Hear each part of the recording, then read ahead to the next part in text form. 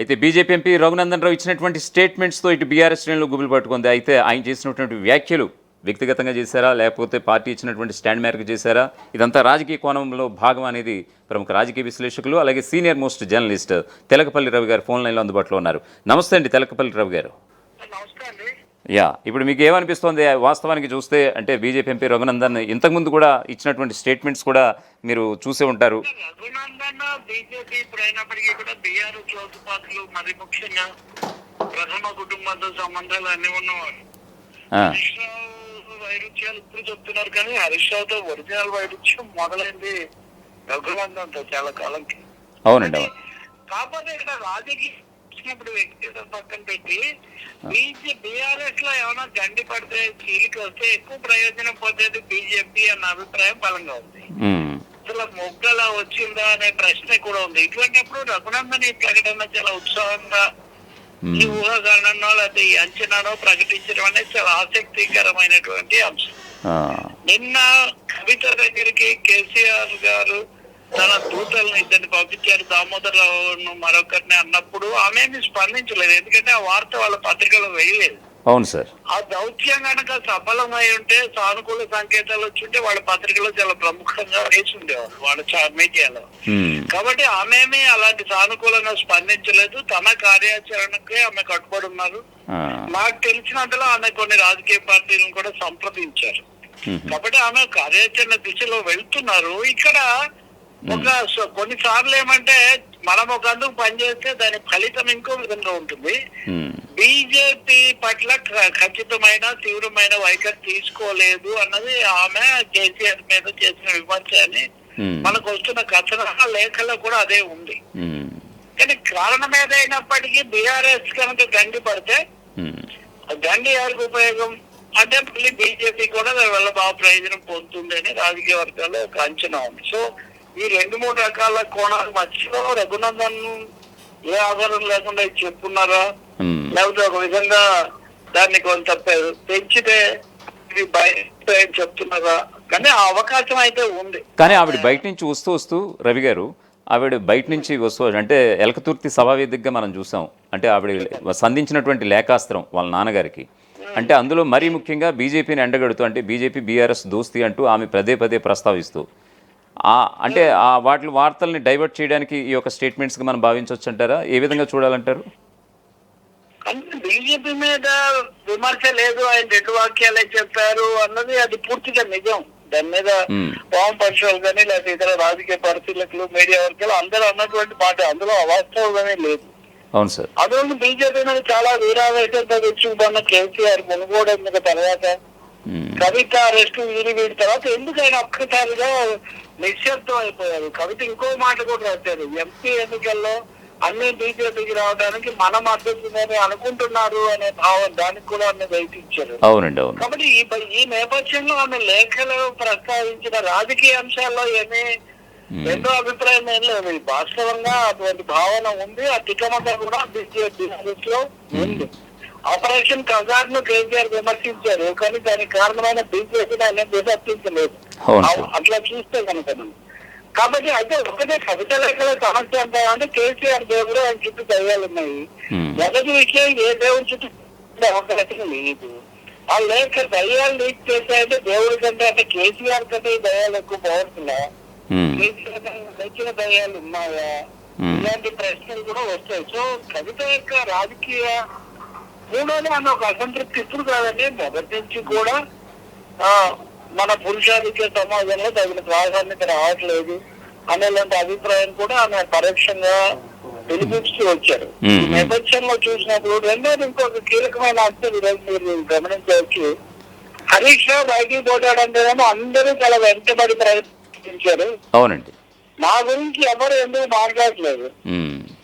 పైగా ఈ విషయం మీద రకరకాల కథనాలు వచ్చాక కూడా కేటీఆర్ స్పందించినప్పుడు ఎవరైనా రాయొచ్చు, ఎవరైనా నన్ను అందరిలో కలిపి మాట్లాడారు. కానీ ఇప్పుడు కేటీఆర్ ను పిలిపించి కవిత విషయం మీరు మాట్లాడొద్దండి అని ఆయనకు చెప్పి ఆమె దగ్గరికి ఏమో రాయబారం పంపించారంటే అర్థం పార్టీలో ఒకటి మల్లగుల్లాలు పడుతున్నారు, రెండోది ఆమె గట్టిగా ఉన్నారు, రాయబారం తర్వాత కూడా ఆమె వెనక్కు తగ్గడానికి ఆమె నిరాకరించారు అనే విషయాలు అయితే మనకు స్పష్టమవుతున్నాయి.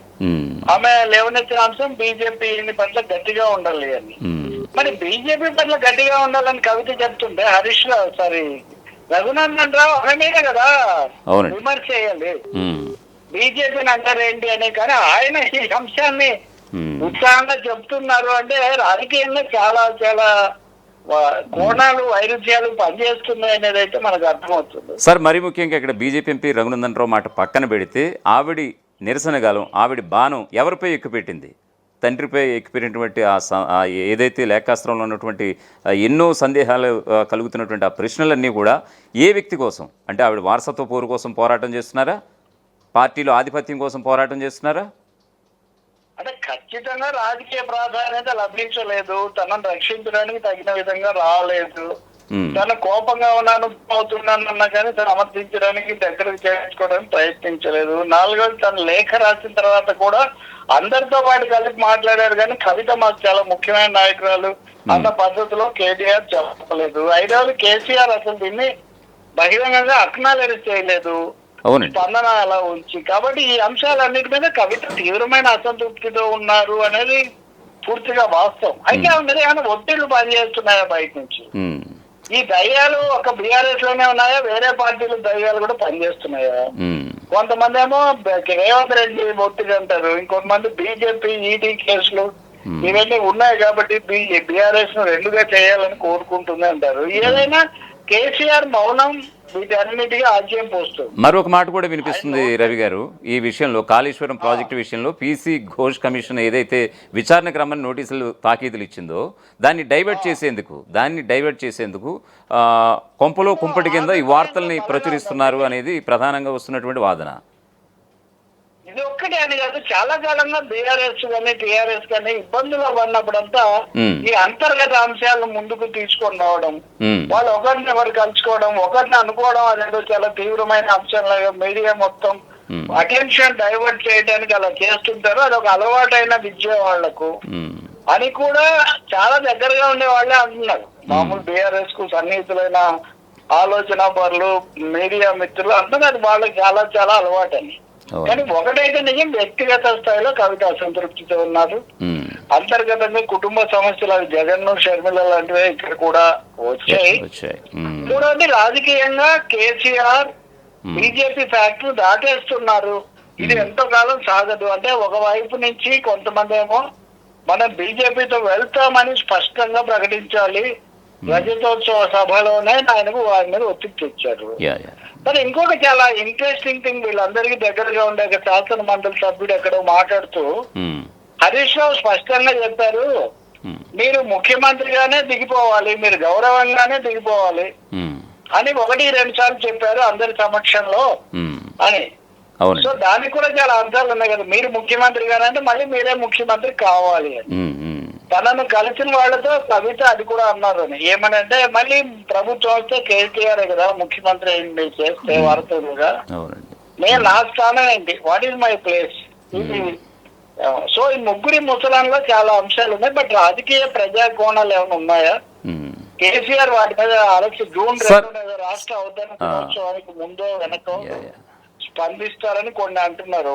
పార్టీ పెట్టి 12 ఏళ్ళు అవుతుంది సార్, పార్టీ పెట్టి 12 ఏళ్ళు అవుతోంది దాదాపుగా. దేవుళ్ళు లాంటి కేసీఆర్ పక్కన దెయ్యాలు ఉన్నాయని 12 ఏళ్ళ తర్వాత గుర్తుకొచ్చిందా కవితకి? మళ్ళీ నాలుగు ఆ నిరసన స్వరం అంటే చెప్పండి సార్. ఇప్పుడు దయ్యాలు దేవుడి పక్కన ఉండే అవకాశం లేదండి. పురాణాల ప్రకారం చూసినా బీఆర్ఎస్ లో కేసీఆర్ స్థానాన్ని బట్టి చూసినా దేవుడే దయ్యాలను ఉండనిస్తే తప్ప దయ్యాలు ఉండే ఛాన్స్ లేదు అక్కడ.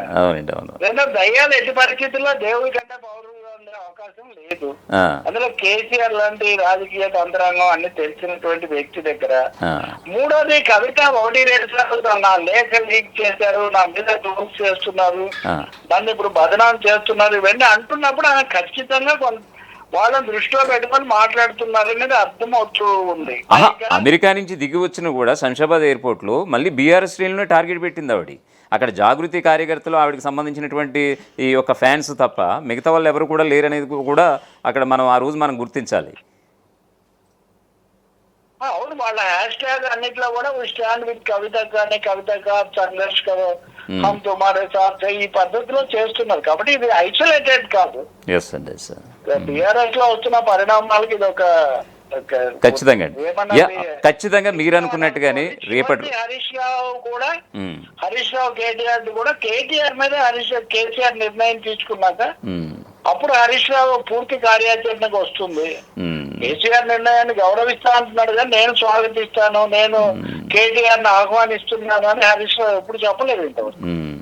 సో ఈ ముగ్గురులో ఏ ఒక్కరు అందరిని ఆహ్వానించలేదు. ముగ్గురి ముసలం సత్యం. అవునండి, నిజంగా రఘునందన్ రావు చెప్పినట్టుగాను లేకపోతే మీరు లేవనెత్తుతున్నటువంటి ఎన్నో అనుమానాలు కూడా కలుగుతున్నాయి. నిజంగా జూన్ 2న నిజంగానే నివృత్తి చేయకపోవడం మరిన్ని అనుమానాలకు దారితీస్తుంది. అవునండి, అవును. నిజంగా పార్టీ పెడితే ఏంటి సార్ పరిస్థితి? నిజంగా ఆవిడ పార్టీ పెట్టింది ఏంటి పరిస్థితి? ఇప్పుడు జగన్ కుటుంబం నుంచి వచ్చినటువంటి ఆయన చెల్లెలు షర్మిల కూడా మనం చూస్తాం, వైఎస్ఆర్ తెలంగాణ పార్టీ ఏమైపోయిందో మనం చూస్తాం. ఆవిడ మళ్ళీ ఏపీసీసీ చీఫ్గా అక్కడ కొనసాగుతున్నటువంటి సందర్భం కూడా మనం చూస్తూనే ఉన్నాం. రేపటి రోజున అంటే తెలంగాణ జాగృతి అధ్యక్షురాలుగా ఇప్పుడు సక్సెస్ అయ్యారు. రేపటి రోజున ఒక పార్టీ పెడితే ఈమె సక్సెస్ అయ్యే అవకాశాలు ఉన్నాయా? తెలంగాణ జాగృతి అధ్యక్షురాలుగా ఆమె కేసీఆర్ గారి కుమార్తెగా, ఎంపీగా, ఎమ్మెల్సీగా వనరులు, ఆర్థిక వనరులు, రాజకీయ వనరులు, నాయక వనరులు ఇవన్నీ ఆమెకు తోడ్పడ్డాయి. ఆమెకు ఆఖరికి బతుకమ్మ, కవితమ్మ పర్యాయ పదాలుగా మారిన పరిస్థితి 10 ఏళ్ళ అధికారంలో ఉండడం వల్ల అంతకుముందు ఉద్యమం కాలంలో అది జరిగింది.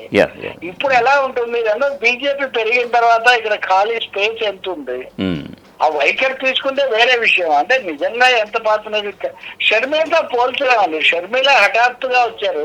అవునండి, ఆర్డ్ గా ఆమె తెలంగాణలో రంగ ప్రవేశం చేశారు. అది కూడా జగన్ ముఖ్యమంత్రి అయి ఉండకపోతే షర్మిల తిరుగుబాటుగా అసలు ఏమీ ప్రాధాన్యత ఉండేది కాదు. అవునండి, ముఖ్యమంత్రిగా ఉన్నాడు కాబట్టి అటెన్షన్ అలా వచ్చింది. ఆమె తర్వాత కూడా మళ్ళీ ఆంధ్రాకి వెళ్ళిపోయి షర్మిలని ఇప్పుడు కాంగ్రెస్ వాళ్ళే వ్యతిరేకిస్తున్నారు. ఆంధ్రాలో వాళ్ళంతా ఏఐసీసీకి వెళ్ళి ఫిర్యాదులు చేశారు. దాంతో పోల్చి చూస్తే కవిత కొంచెం మరింత ముందు నుంచి ఉండడం కొంచెం పునాది ఉండొచ్చు. కానీ ఇవన్నీ కేసీఆర్ నీడల్లో. ఇంకోటేమో కేసీఆర్ కలిగిన పడ్డం అధికారం లేక అది కూడా ఇక్కడ చాలా స్పష్టం. అవును సార్. సో ఇవన్నీ మళ్ళీ బీఆర్ఎస్ అధికారంలోకి వచ్చే అవకాశం దాని మీద ఆధారపడి ఉంటాయి. దానికి ప్రధానమైన పోటీదారు బీజేపీ, అధికారంలో ఉంది కాంగ్రెస్. కాబట్టి ఇట్స్ లాంగ్ వే. ఇదేదో మామూలు మీడియాలో మాట్లాడుకున్నంత తేలిక కాదు. ఒక పార్టీ ఏర్పడి పెరిగి అవునండి, అవును, అది ఒక పెద్ద వ్యవస్థ కదా. మరలి అదంతా జరగదు. బీఆర్ఎస్ కొంత గండి పడుతుంది. అవును సార్, అవును. కొన్ని వర్గాలు మటుకు హరీష్ రావే పార్టీ పెట్టి ఉండాల్సిందే, అది పెట్టలేదు.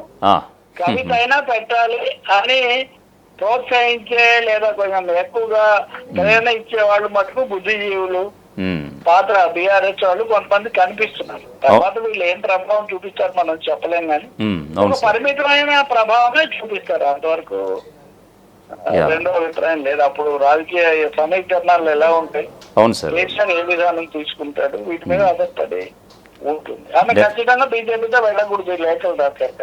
అవును సార్, అవును. రేవంత్ రెడ్డితో వెళ్ళలేరు. కాబట్టి ఇంకా బీజేపీ వ్యతిరేక శక్తులతో ఎవరినైనా కలవాలి. అవును సార్, అవును. రాజకీయంగా ఎవరు వస్తారు ఈ పరిస్థితి? బీఆర్ఎస్ మనుగడ ఒక అస్తిత్వ సమస్యగా ఉన్నప్పుడు కవితకు ఎంత అవకాశం ఉంటుంది అనేది ఒక రాజకీయ దుమారం, కుదుపు అయితే వస్తుంది ఖచ్చితంగా సార్. అవును sir. Thank you sir, thank you Telakapalli Ravi గారు. మా తొలి వెలుగు ఛానల్కి మీ ప్రత్యేకమైనటువంటి సమయాన్ని మాకు కేటాయించినందుకు థ్యాంక్ యూ సో మచ్. ప్రపంచంలో ఏ మూల ఏ క్షణం ఏం జరుగుతుందో వేగంగా తెలుసుకోవడానికి తొలి వెలుగు వాట్సాప్ ఛానల్ని ఫాలో చేయండి.